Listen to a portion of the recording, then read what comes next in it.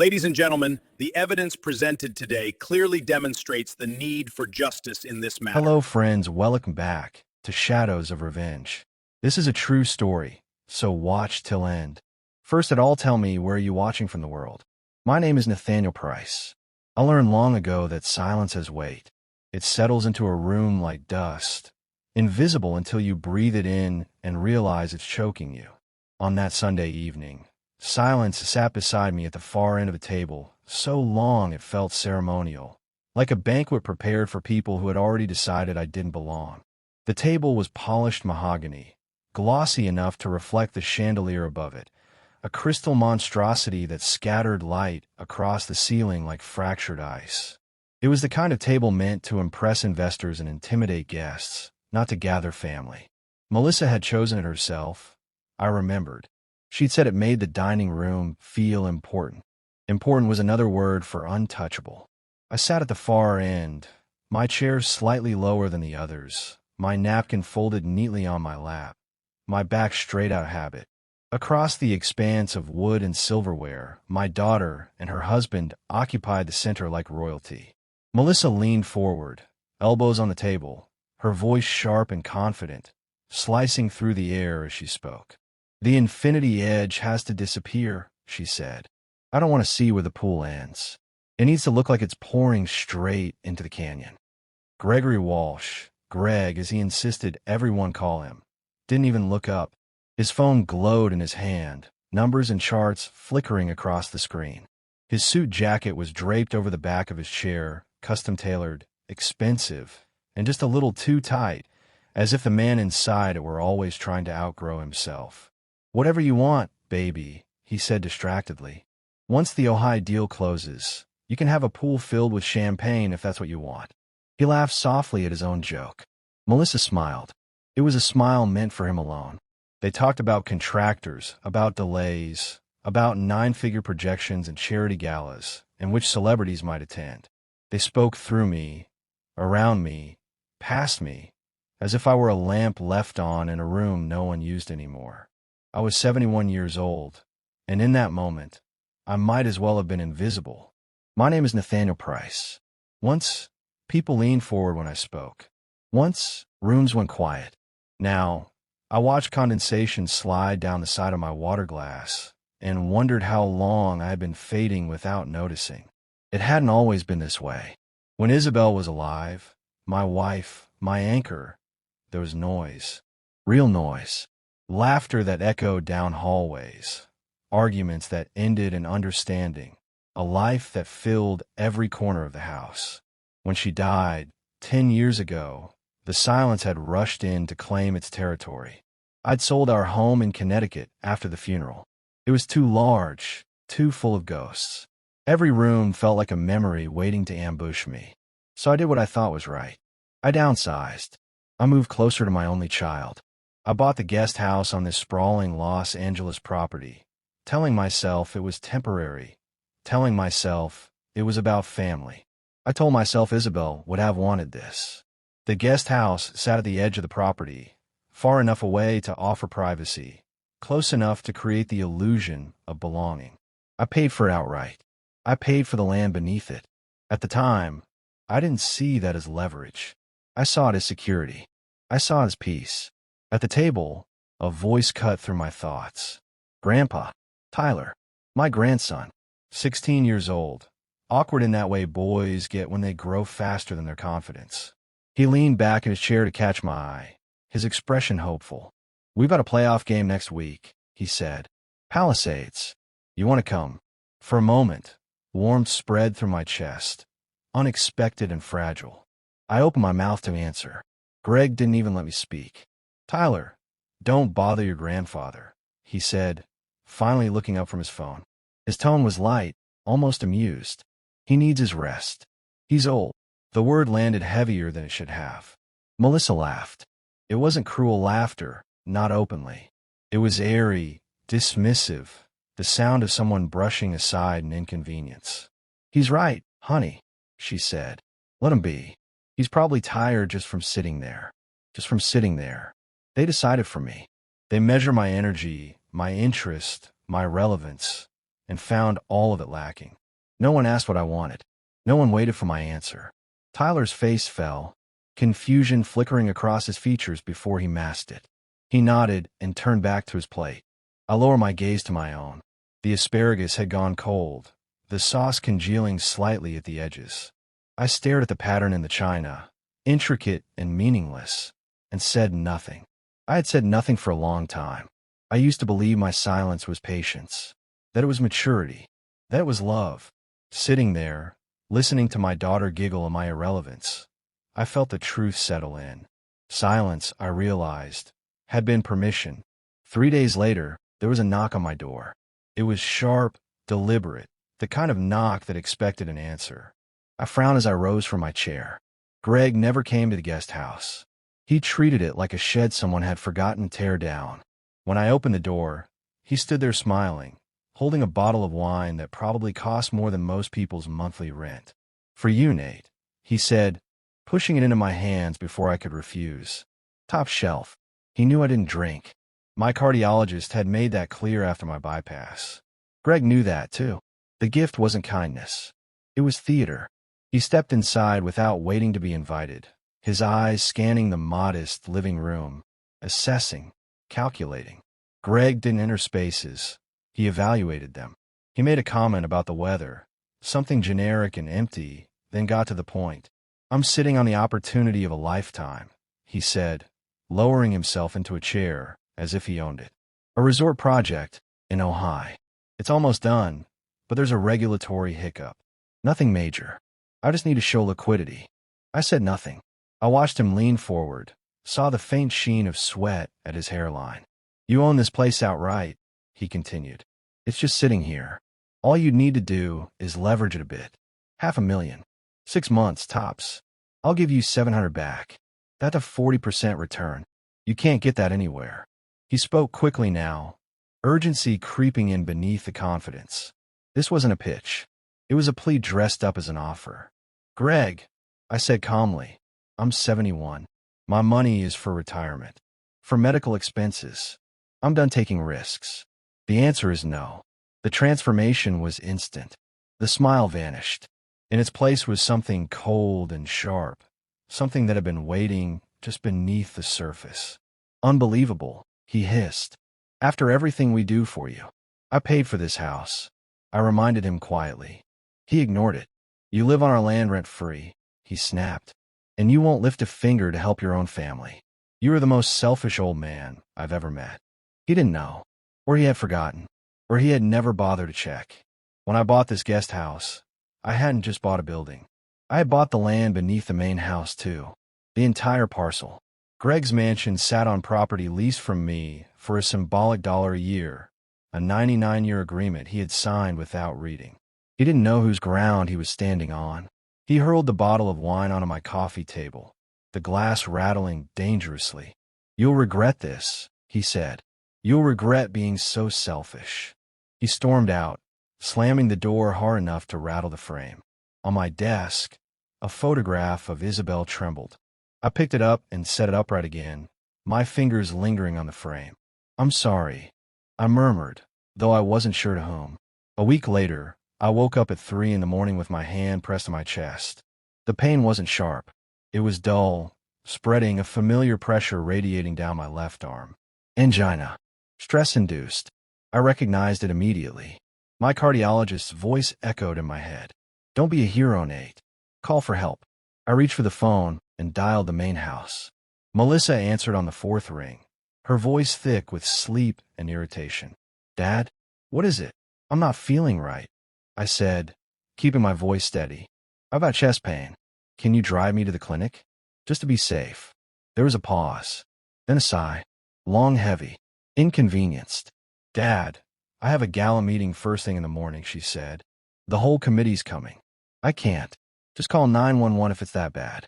Don't overreact." The line went dead. I stared at the phone in my hand. She hadn't asked how bad the pain was. She hadn't asked if I was scared. I called an Uber. I sat in the back of a stranger's car, clutching my chest as the city blurred past the windows, and wondered when my life had become something people could dismiss with a click. At the hospital, they confirmed what I already knew. stress, angina, a nitroglycerin tablet, 4 hours of observation. By morning, I was discharged. As the Uber pulled back through the property gates, I saw Melissa's white Range Rover parked at the spa downtown, right where her meeting was taking place. That was the moment something inside me shifted. They didn't just see me as irrelevant.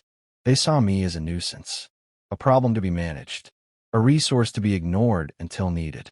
The next morning, the knock on my door was different. Professional, impersonal. A man in a crisp uniform held out a scanner and a thick white envelope. "Nathaniel Price," he said. "Legal Express delivery." I signed. He left. Inside the envelope was intent. Cold, precise, merciless. A petition filed in Los Angeles Superior Court. Gregory Walsh and Melissa Walsh versus Nathaniel Price. They were seeking an emergency conservatorship. They were declaring me mentally incapacitated. I didn't feel anger. I felt clarity. They weren't trying to help me. They were trying to erase me. And as I stood there, legal papers shaking slightly in my hand, I realized the inheritance I had left my family wasn't money or property. It was silence, and they had just weaponized it. I closed the door behind me and stared at my reflection in the glass. How long, I wondered, had they been planning my disappearance? And how long had I been letting them? The paper was heavier than it looked. It wasn't the weight of ink or cardstock that dragged in my hands as I read the petition again. It was intent. Every sentence had been sharpened, stripped of warmth, reduced to a weapon. This wasn't an emotional outburst. It wasn't panic. It was methodical. Someone had sat down, planned this, and executed it with the cold patience of a professional. They weren't accusing me of being forgetful. They weren't saying I needed help. They were saying I no longer existed as a thinking human being. I stood alone in the guest house, the morning light cutting across the floor in pale bands, and read the words slowly, forcing myself not to skim. They alleged cognitive decline, paranoia, inability to manage finances, danger to myself, danger to my assets, danger. That word appeared 3 times on the first page. I turned to the attached evaluation. Exhibit A. A psychological assessment authored by a man named Dr. Peter Lim. The diagnosis was absolute, final, written with the authority of someone who had never once met me. I read it twice, then a third time. I had never heard of Peter Lim, not once in 71 years of living. A laugh escaped me, dry and hollow, more cough than humor. The sheer audacity of it pressed against my ribs, making it difficult to breathe. They hadn't just insulted me. They had drafted my obituary and were asking the court to sign it. This was a legal execution. I folded the papers carefully and placed them back in the envelope. My hand was steady. There would be time for rage later. Right now, there was something else rising inside me. Something colder, sharper. Clarity. I didn't call a lawyer. I didn't pace the room. I didn't sit down. I walked. The path across the manicured lawn felt longer than it ever had. Each step carried me further from the quiet beige existence they thought I lived and closer to the life they had never bothered to imagine. The glass doors to the patio were open. I could hear laughter, ice clinking in crystal, music drifting lazily through the air, carefully curated background noise for people who believed the world existed to cushion them. They were by the pool. Of course they were. Melissa lay stretched out on a chaise lounge, oversized sunglasses shielding her eyes, a glossy magazine balanced on her stomach. Greg stood at the outdoor bar, pouring himself a drink with the casual confidence of a man who believed every problem could be solved with money. They looked relaxed, victorious, like predators waiting for something to bleed out. When I stepped onto the stone patio, the music stopped. My shadow fell across Melissa. She sat up abruptly, annoyance flashing across her face until her eyes dropped to the envelope in my hand. "Dad," she said, "what are you doing?" She didn't look at my face. She looked at the papers. Greg turned, a practiced smile already forming. "Nate, we were just—" He saw the petition. The smile didn't fade. It collapsed.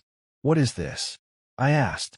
Melissa looked away, suddenly fascinated by the water shimmering in the pool. Her jaw tightened, but she said nothing. Greg recovered first. He always did. He set his drink down and crossed his arms, planting his feet as if preparing for negotiation.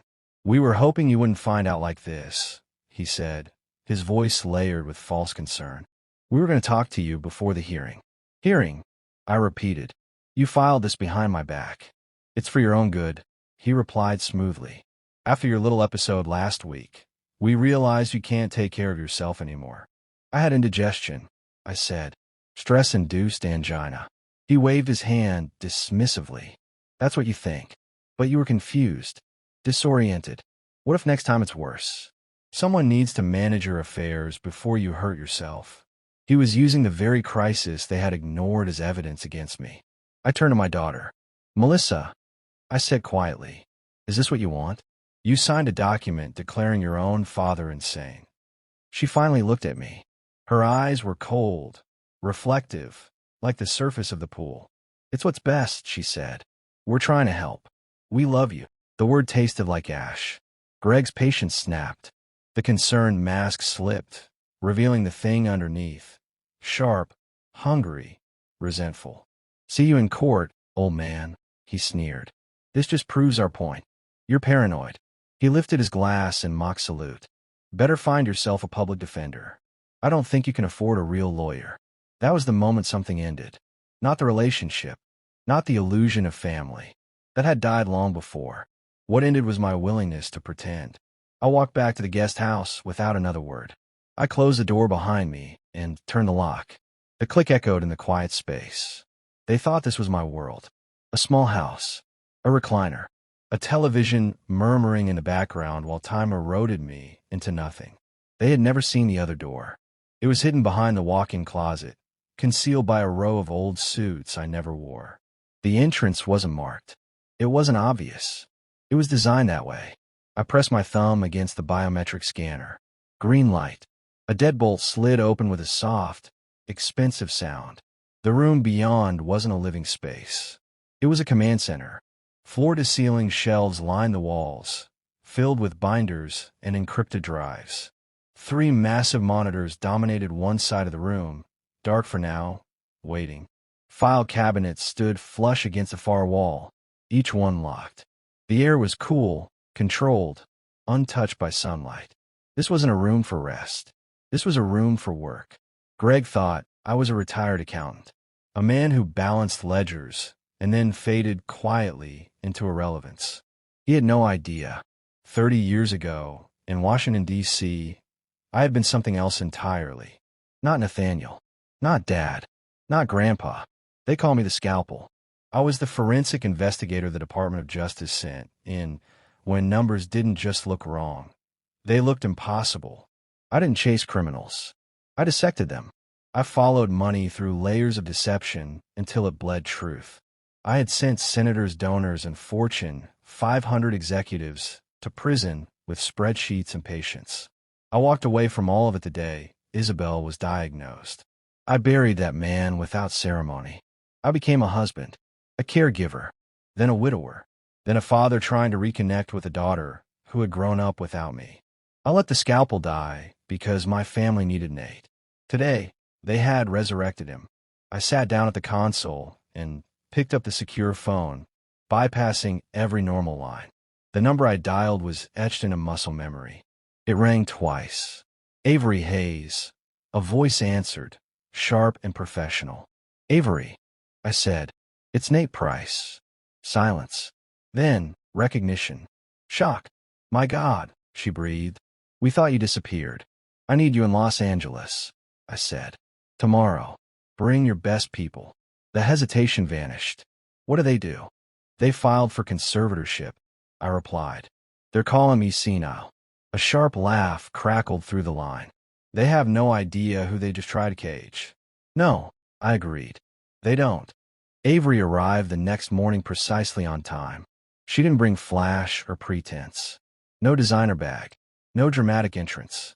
Just a dark suit, hair pulled back tight, eyes that missed nothing.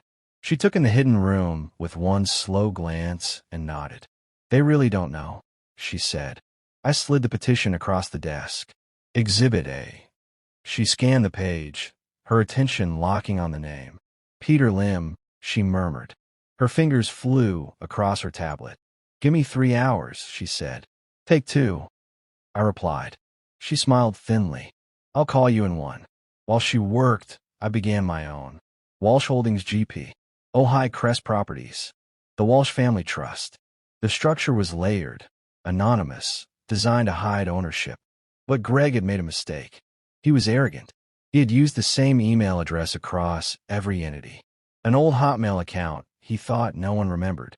Within minutes, patterns emerged. Loan applications, wire transfers, correspondence. Then the name appeared. Citadel Apex Capital. Vulture Capital. I didn't need to see the documents. The server logs told me everything. Greg's 9-figure deal wasn't delayed. It was collapsing.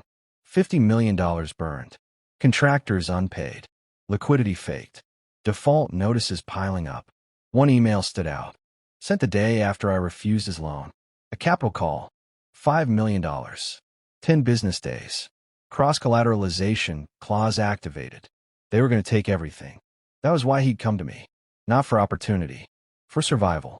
And when I said no, he had reached for the plan he'd been holding for years. The phone buzzed. Avery. I answered. He's not a psychologist, she said. He's not even a doctor. I leaned forward. He's a dentist. Or he was. License revoked. Fraud. Illegal opioid prescriptions. The pieces snapped together. And who posted his bail? I asked. She paused. Walsh Holdings GP. Greg hadn't found an expert. He had owned one.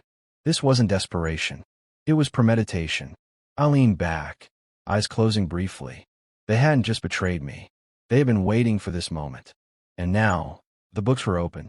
There's a moment, just before a storm breaks, when the air goes completely still. That was how it felt inside the hidden room as the last of Avery's team filtered in. Quiet, focused, electric with anticipation. Screens flickered to life one by one, casting pale blue light across faces that had been sharpened by years of high-stakes work. These weren't corporate lawyers chasing billable hours. These were people who understood pressure, who thrived when the walls started closing in. I watched them without speaking. For the first time in years, I wasn't observing from the sidelines. I was back where I belonged. At the center console, I keyed in my credentials. The system hummed, recognizing a user profile that hadn't been accessed in over a decade. Files unlocked. Directories expanded. A digital spine cracked itself awake. On the main screen, my old codename appeared automatically. Scalpel_active. Avery glanced at it and shook her head slowly. I always wondered if that was just a myth, she said. Turns out, you really did keep everything. I never throw away tools, I replied. I just stop using them. The team settled in. Coffee appeared. Sleeves were rolled up. Phones were silenced. This wasn't revenge. Revenge was loud, emotional, sloppy. This was surgery. I pulled up the Walsh network, corporate entities, shell companies, offshore accounts. Greg had been careful, but careful men always leave patterns. The more layers they add, the more seams there are to pull apart. Start with Ojai Crest, I said. I want every subcontractor, every lien, every delayed payment. A young analyst named Marcus nodded and went to work. His fingers moved fast, eyes tracking multiple windows at once. I shifted my attention to Melissa. She wasn't listed as an operator in the businesses. She didn't need to be. Her role was different. Cleaner. Social. She handled optics. Charity boards. Political fundraisers.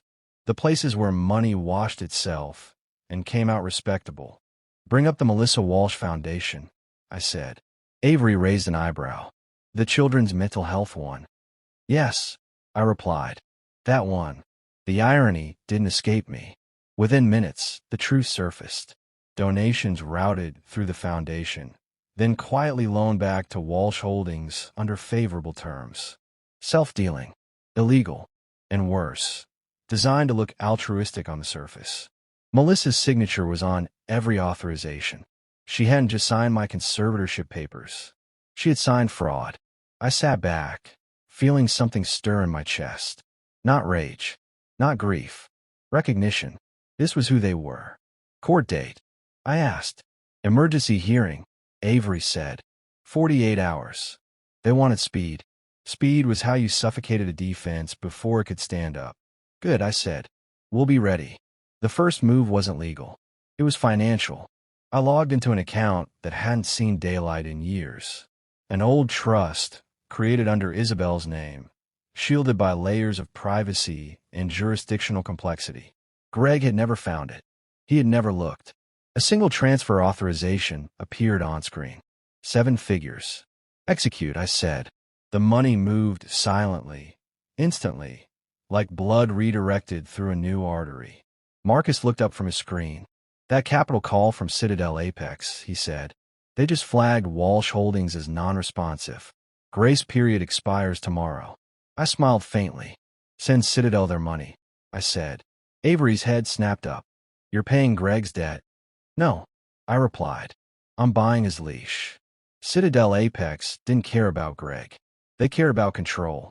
When the funds hit their account, a new line appeared beneath it. Conditions attached, voting rights transferred, oversight mandated. Greg hadn't just lost his leverage. He had lost his autonomy. The next morning, my phone rang. I let it ring 3 times before answering. Nate, Greg's voice crackled through the line, strained tight. What the hell did you do? I paid a debt you couldn't, I said calmly. Silence. Then fury. You had no right. I had every right, I replied. It was my money. Something you seem to forget. You just cost me control of my company, he shouted. No, I corrected him. You lost control the moment you decided to erase me. He hung up. I didn't feel victorious. I felt focused. The hearing came faster than expected. Emergency conservatorship always did. They thrived on chaos, on confusion, on the narrative that age equaled incompetence. I arrived early. The courtroom smelled like disinfectant and old paper. Rows of wooden benches stood half empty, the quiet broken only by the rustle of files and distant footsteps. I took my seat at the defense table, hands folded neatly in front of me.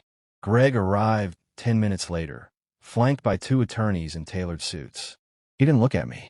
Melissa followed, heels clicking sharply against the floor. She wore navy blue, respectable, restrained, the color of someone who wanted to look concerned without looking guilty. She sat beside Greg, finally turning to meet my gaze. For a fraction of a second, something flickered in her eyes. Uncertainty. It vanished as quickly as it came. The judge entered. We rose. Proceedings began. Greg's lead attorney stood first, launching into a well-rehearsed narrative. Elderly father. Cognitive decline. Financial risk. Concerned family stepping in before tragedy struck. He spoke smoothly, confidently, as if reading from a script. When he finished, the judge turned to me. Mr. Price, he said, peering over his glasses. Do you understand why we're here today? I do, I replied evenly. And I object to every word that's been said. Avery stood. Your Honor, she said. Before we proceed, the defense would like to submit several exhibits into evidence. Greg's attorney frowned.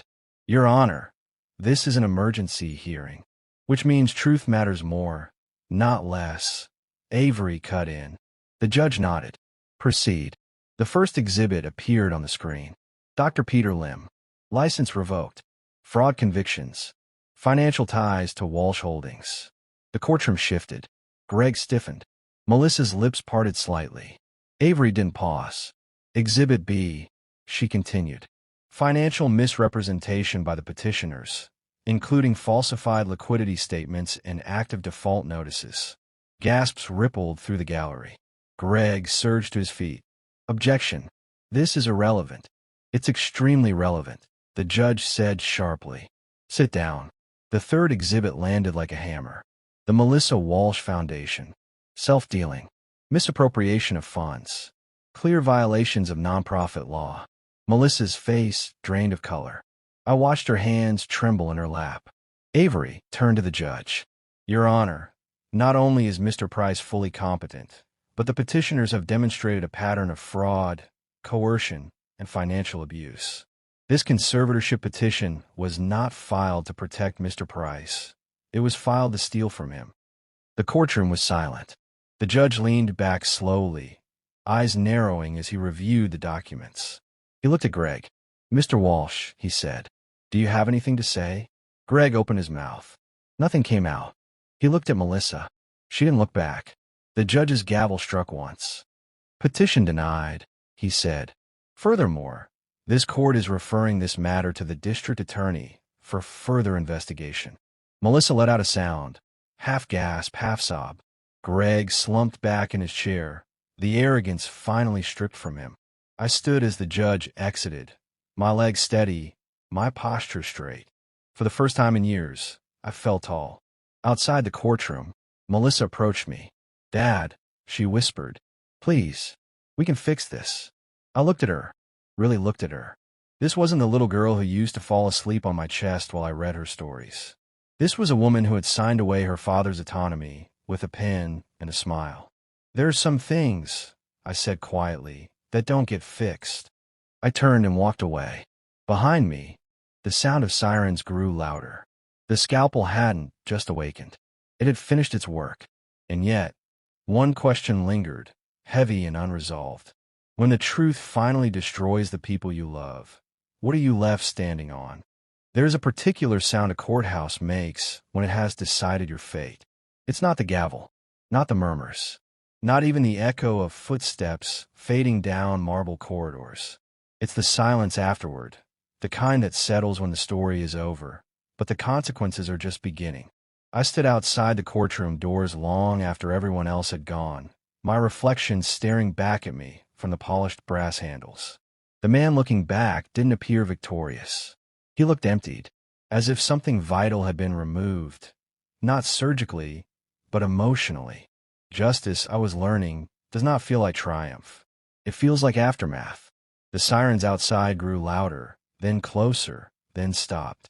Through the tall windows at the end of the hall, I saw flashing red and blue light wash over the stone walls in slow pulses, like a heartbeat gone wrong. Avery stepped up beside me, her voice low. "They're serving warrants." I nodded. Gregory Walsh was being escorted out through a side exit. His expensive suit was wrinkled now, his tie loosened, his face pale with disbelief. He looked smaller than I remembered, stripped of the confidence that had once filled every room he entered. Two officers flanked him, hands firm on his arms, not rough, but unyielding. Melissa followed several steps behind. She wasn't in cuffs, not yet, but the distance between her and the officers said everything. She clutched her purse to her chest like a shield, eyes darting around as if searching for someone to save her. For a brief, irrational moment, she looked at me, not with anger, not with entitlement, with fear. That was the moment that hurt the most. Not the betrayal, not the legal attack, not the attempt to erase me. The fear, because it meant she finally understood who I was and what she had done.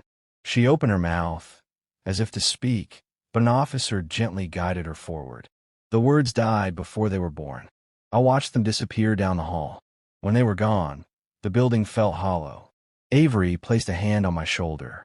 "You did everything right," she said. I didn't answer. Right and wrong felt irrelevant now. The media storm began within the hour. By the time I returned to the guest house, my phone was vibrating incessantly. Unknown numbers, reporters, former colleagues who had suddenly remembered my name. Headlines were already forming themselves online. Philanthropist daughter accused of fraud. Real estate tycoon arrested after conservatorship scheme fails. Elder abuse case turns into federal investigation. I turned the phone face down and sat in the quiet. The house felt different, larger, emptier. For the first time since Isabel died, I realized how much of myself I had been shrinking to fit into other people's comfort. How I had made myself smaller so my daughter could feel bigger. How I had swallowed indignity after indignity and called it love. Silence had been my gift to them, and they had mistaken it for weakness. That night, I slept without medication for the first time in years. The arraignment was 3 days later. I didn't attend. I didn't need to. Avery called afterward and told me what I already suspected. Greg had been charged with wire fraud, securities fraud, conspiracy, and attempted financial exploitation of an elder. His assets were frozen. His companies were placed under receivership. He would never run another deal. Melissa's situation was different. She wasn't facing prison. Not immediately. But the foundation had been dismantled, its accounts seized, its board dissolved. Every donor had been notified, every grant audited. The life she had built, carefully curated, publicly admired, was collapsing under the weight of truth. She called me that evening. I let it ring. Then again. On the third call, I answered. "Dad," she said, her voice cracking. "Please, I need to talk to you." I closed my eyes. "I'm listening," I said. She cried then. Not the polite, contained tears she shed at galas and funerals. These were raw, desperate, unguarded. "I didn't think it would go this far," she sobbed. "Greg said it was temporary. That was just paperwork. I didn't think." "You didn't think about me," I said quietly. Silence on the line. "I was scared," she whispered. "So was I," I replied. "When you hung up on me at 3 a.m. Her breath caught. "I thought you'd understand," she said. I almost laughed. "Understand what?" I asked. "That my life was inconvenient." She didn't answer. "I raised you to be strong," I continued. "Independent. Capable. I did not raise you to erase people who trusted you." "I'm sorry," she said. "I didn't know how to stop it once it started." "That's the problem," I replied. "You never tried." The truth settled between us, heavy and irreversible. "I can help you," she said finally. "We can fix this. You still have influence. Connections." I looked around the room. The modest furniture, the framed photograph of Isabel on the desk, the quiet dignity of a life lived without spectacle. "I don't want influence," I said. "I wanted a daughter." She inhaled sharply, as if struck. "I don't know how to be that person anymore," she whispered. "Neither did I." "Take responsibility," I said. "That's where you start." I ended the call. Weeks passed. The property changed hands quietly. I terminated the lease agreement. Legal, clean, unemotional. Greg's mansion, once a monument to excess, was sold to cover restitution. The pool with its infinity edge never got built.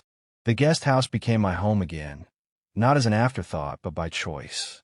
I shut down the hidden room, not because I was afraid of what it represented, but because I no longer needed it. The scalpel had done its work. Some tools are meant for emergencies, not for living. I donated a portion of my assets to legitimate elder advocacy organizations, groups that protected people who didn't have hidden wounds or old connections or the luxury of patience. People like the man I had almost become.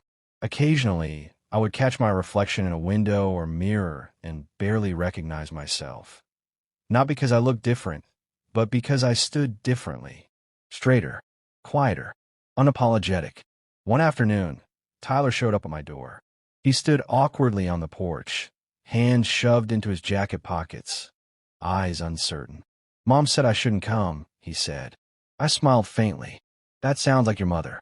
He hesitated, but I wanted to. I stepped aside and let him in.